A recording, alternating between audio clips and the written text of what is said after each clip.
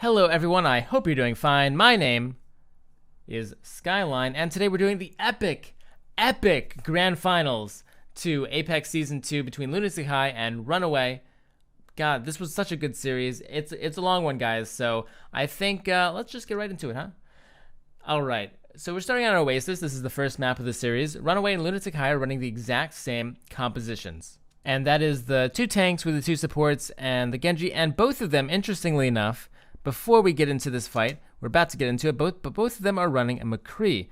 And so, but the reasons are different. So RunAway expects Lunatic Hai to run some sort of super divey thing like they normally run. And so that's why the McCree is quite strong here. At the same time, Lunatic Hai got kind of wrecked by Haksal in the last time they met. Plus Haksal has just been playing ridiculously and like solo carrying games by himself on Genji. So it's totally understandable that Exka is playing McCree here. But besides that, everything is quite normal, I would say.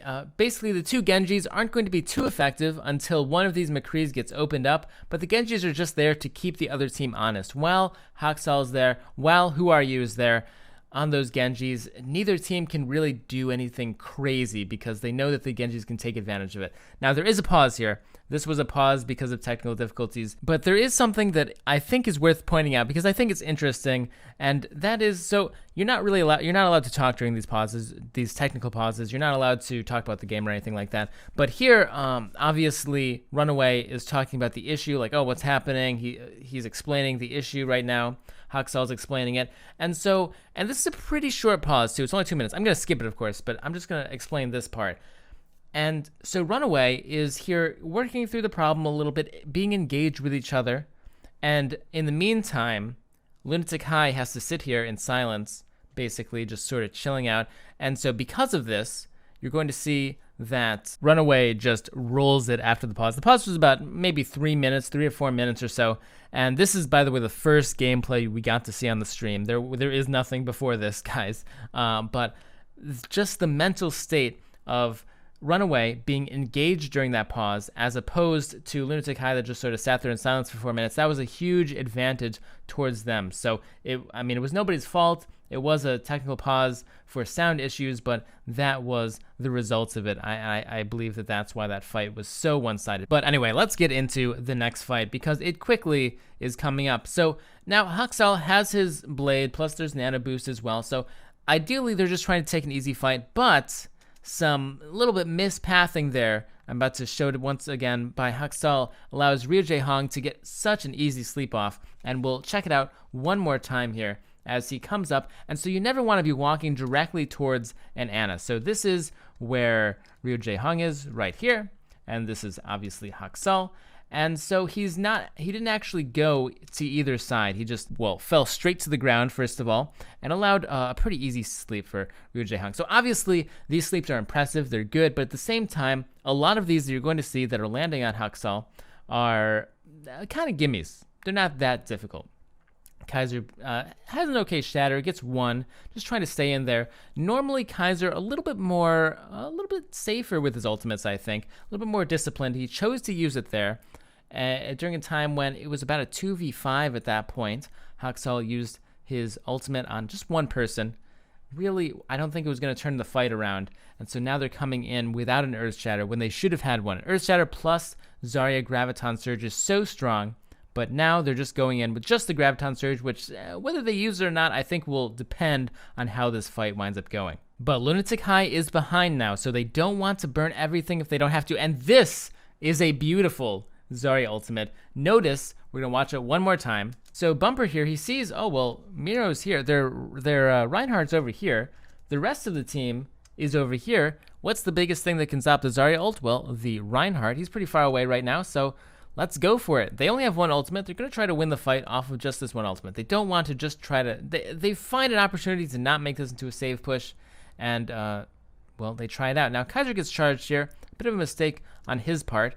If we look at this, and I know we're skipping back, but this is a pretty dense fight. The way that Kaiser actually got there was he charged in, like kind of a. I mean, Kaiser usually is a very safe player, but he was playing very aggressively in this particular segment of the map. He winds up getting slept, which is a nice sleep by, of course, Ryujay Hong, and so that's how he got into that sort of crazy position. But returning to the fight, So there's no longer McCree. Stitch actually goes down as well because he dives too deep, kind of similarly to how Kaiser did it. And so Blade is popped by Who Are You. Doesn't actually get anything. Also, Graviton plus Earth Shatter there didn't get too much either. I mean, they knocked down Bumper, but they didn't get anyone else. Cox is still there. He can heal her up perfectly fine. Haksal also dodged it as well. And so they're in a great position. Eska just comes in like, I think Haksal was predicting maybe a couple more seconds before Eska got back because he only died relatively recently. And so unfortunately mistimes it there by just like a millisecond. And if he just had a little bit more time, Haksal would have been able to dash out, but he dies. It's okay though. The Reinhardt was taken very low, and RunAway managed to take the point, mostly off of a few individual goofs by Lunatic Hai, but also some individual pretty awesome stuff by RunAway. All right, so this next fight is all about Haksal. He has his blade. That's pretty much the only big ultimate we have here. Of course, that has so much impact, and he has to use it. There's a sleep on Stitch, not going to really result in too much, but Haksal actually comes back here and gets double teamed by Eska and Who Are You? Eska very, very far back from McCree, shockingly. Or I guess I should say far up. He was deep into RunAway's territory, and no one really stopped him, and that's what allowed him to get that pincer with Who Are You? It was good teamwork, but really I think a little bit more vigilance from RunAway rather would have shut it down. But 66% now for Lunatic Hai. Staring down a pretty difficult attack here from RunAway. They have everything. They have Nano Haksal, which is godly by itself. Kaiser has his Earth Shatter. Bumper has Graviton. So by all rights, really, RunAway's already won this match. And Haksal says, yep, I have Nano Blade. Kill a couple people. Certainly worked good enough. But I think key, though, that fight was pretty obvious, right? But key is the discipline. Look at this discipline. Kaiser didn't ult. Bumper didn't ult either. Such good, from these players individually. Haksal, Kaiser, Bumper in particular just have great ult economy on a personal scale. They know exactly when to use their ultimates and when to save their ultimates. And yeah, sometimes they kind of get it wrong, right? But that's very rare, much rarer than many other teams. And I think that this is one of the key aspects of RunAway that let them be so successful in this tournament. These players have better individual ult economy and better individual discipline than any of these other teams I've seen, like, ever. So that's RunAway took that map based on basically that alone.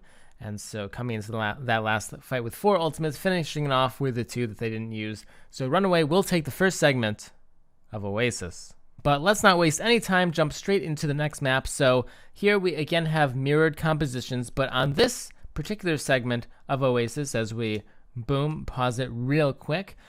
So this is more of a Winston-oriented map. You have the multi-levels. Reinhardt isn't quite as strong here. And so while Kaiser's a very strong tank, Miro has consistently shown significantly stronger, or at least noticeably stronger, Winston play. So any of these maps that are better for Winston and don't really promote any Reinhardt heavy sort of play, Lunatic Hai will be coming into with the advantage. So let's see who wins the Winston battle, Kaiser or Miro, because it's so essential on this map. Those big leap-ins, grabbing 2 or 3 people, cleaving through them, finding those big initiation opportunities. But here we are. So right now we're looking at Eska's point of view on Lunatic Hai. He's trying to find some stuff. But now this really opens it up very easily for RunAway. And that's because if we look here, so Lunatic Hai here chooses to take the high ground with their supports, even though they really don't have any sort of high groundy stuff. There is no real advantage. They don't have a soldier up there or McCree up there. They don't have anything that really cares about this high ground particularly. I mean, Ryu Jae-hong is basically the only thing on Ana, and you can see that these supports alone, this is RunAway's Winston, this is RunAway's Genji, and this is RunAway's Tracer. They don't really have anything to, the supports of Lunatic Hai don't really have anything to guard them, so they go down very easily there. We see the Lucio goes down miraculously. Jae-hong stays alive for a little bit, but at this point, already enough people have fallen that this is going to be RunAway's point very, very early on. And so with no ultimates on the table yet, this next fight is looking to be pretty much Kaiser and Haksal versus Miro And who are you, the Winstons and the Genjis? Because those are the real playmakers for both of these team compositions. Although a little bit of a strange event happens. So yeah, see that? That's Cox, RunAway's Ana, through the wall, that blue little mass of pixels there. Now, Cox got picked off a little bit staggered earlier, and actually, Runner didn't go and taxi him back. And as a result, he's not going to get there in time. He also goes the dangerous route as well. He doesn't go that safe, longer route. And Eska just finds him alone, takes him out. Stitch didn't get there in time either, so RunAway, they were in a good position. This is a strong map for the defenders, for the people holding the point initially, and letting Cox just die there by himself, sort of hanging out to dry, was essentially guaranteeing RunAway that loss.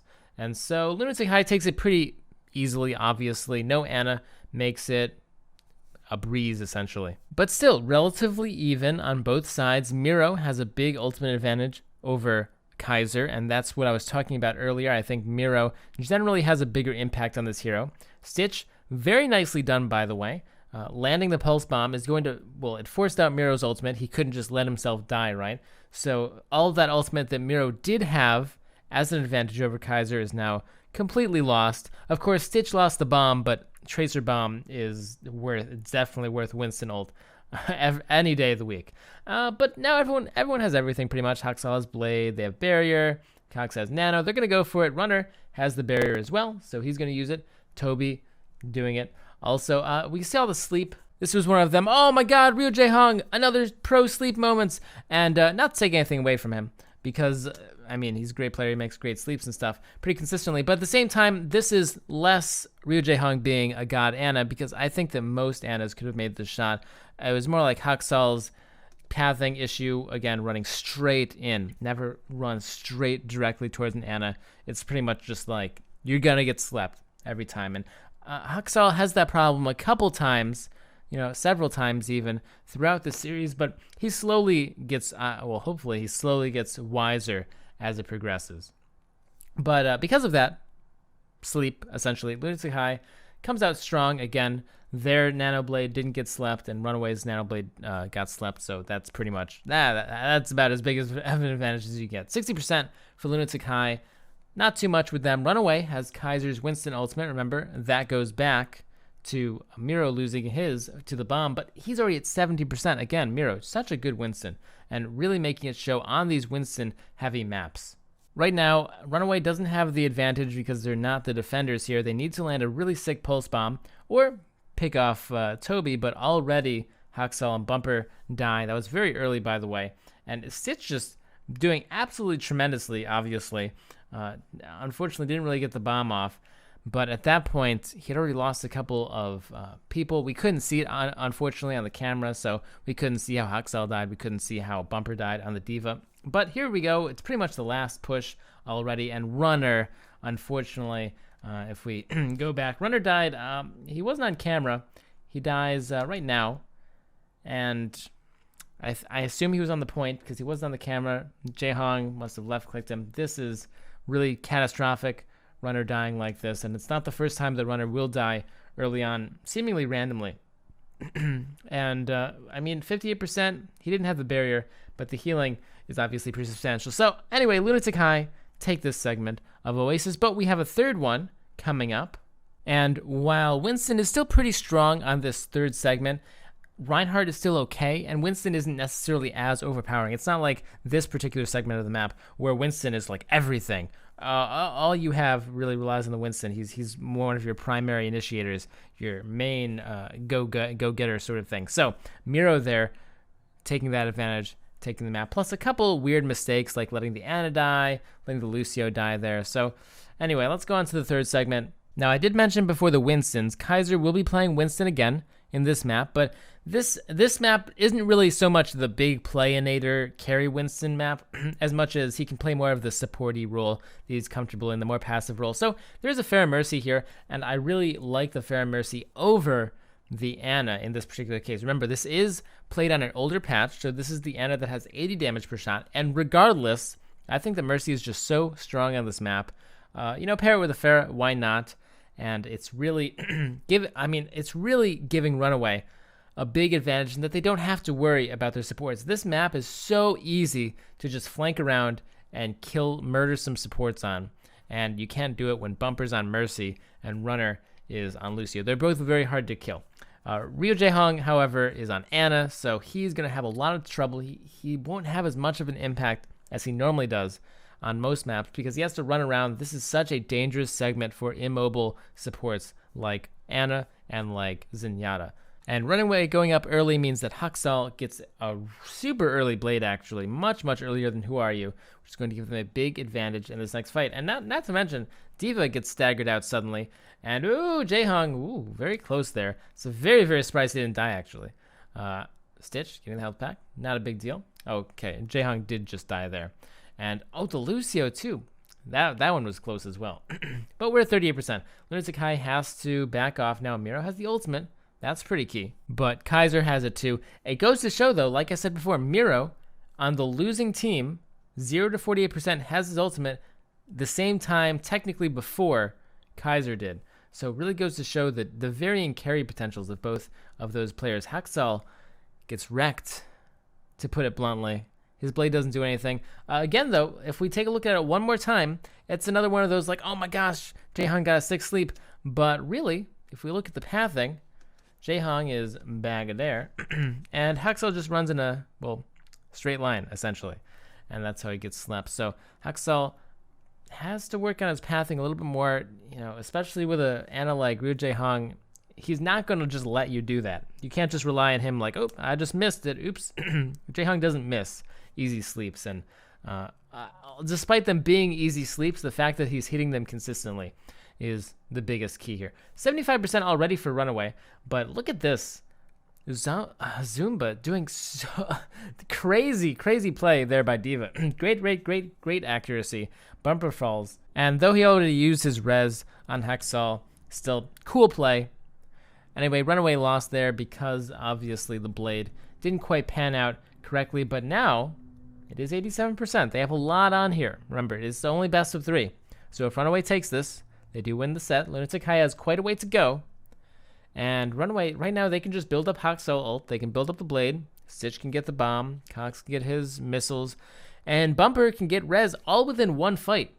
So this is looking pretty scary if they can just do this correctly dry. So Runner's going to go down. Runner, has been having a difficult time staying alive against Lunatic Hai. Bumper as well. Bumper only at 47%. These have been pretty slow Mercy ultimates compared to how they normally have, like how much a Mercy should be normally getting. But Lunatic Hai has no crucial ultimates right now. Miro's still a bit away. He will have it pretty soon. Who Are You very far away from the blade. Toby doesn't have a barrier. That's key. Haksal will have his blade before Toby has barrier. And Haksal, without any sort of barrier to prevent him from doing anything. Oh, Bumper takes a lot of damage again. Gets picked off again very early. And that's crucial. He could have definitely flown away from that if we just actually, let's check it out one more time. We haven't gone back in time in a while. So you see Eska waiting here. Now, sure, Cox should have been looking. There's no reason to just be like, go straight that way. You always should check your corners, especially now that these flankers have gotten these cheeky hiding places like this. But anyway, the Mercy runs by Eska. Some good aim there, good tracking, and then nice jump by the Winston to finish off. But Bumper definitely could have had better reaction. Flown down to his friend Runner, flown somewhere. But the early Mercy loss, again, no res. 70% though, she should have the res for next fight, and still no barrier on Toby for Lunatic Hai. That is crucial. RunAway still has a good shot at this. 70 plus going to 80% for almost everybody. Runner doesn't have the barrier either, but Who Are You doesn't have a blade. And without a blade, the barrier is really not that crucial. So here we go. This is going to be the final battle, essentially. Whoever wins this will take the set. Lunatic Hai has stuff, but RunAway has all the stuff. Early kill on Runner. Like I said, these supports really, by the way, this is sick. But the supports of Lunatic Hai are just so much superior to RunAway. That is what's been giving them a big advantage this entire time. Haksal comes out with a blade as well, and with no barrier. With no barrier here, Lunatic Hai can't do too much. Also, Bumper went down again, by the way. Notice he died. So the supports from RunAway, you know, Bumper not being versatile enough with his flights. Runner just sort of running into people. I guess that's his name, right? But definitely having a lot of difficulty living against Lunatic Hai. And, you know, Lunatic Hai, Jaehong, by the way, switching to Soldier so he can get back faster. But, oh, the stick! Very beautiful by Stitch, but just didn't press E in time. Now, Bumper has the res, and he's been dying so much, he should just use it. There we go. Yeah, he's been dying so much and so easily that just that solo res there is good enough. We have double barriers coming out from both teams, but because it's a 6 versus 5 advantage, Soomba is about to go down like that. Runner dies again. Oh no, Runner. You gotta stay away a little bit more. But just like that, RunAway comes in, plays the long game. So that's it. That's the first set, at least, of this giant best of 7. If you want to watch the rest, rather, they're not on this channel. I'm starting a new channel called Skyline Esports, where I'm going to be posting tons of these. I plan on doing at least one every day or two. In addition to this channel, I'm not changing anything about this channel. It's not going to change the schedule of this channel at all. But I feel like I can't post all these esportsy stuff on this channel because not everyone's into it. Plus, they're really long and stuff. They don't do as well as the other videos. So just so I'm not shackled in, I'm gonna post those on another channel. I'll link them down below. They'll also be in a playlist probably, and so you can go check that out. Go to the other channel. And if you're interested in Overwatch esports, you want to see more things like this, plus more of this best of 7. All right, so I'll see you over there. Until then, never forget to stay positive. And have a great day. Peace out, guys. Until, you're going to click the video and I'm going to see you in a second anyway. So this is a very temporary peace out.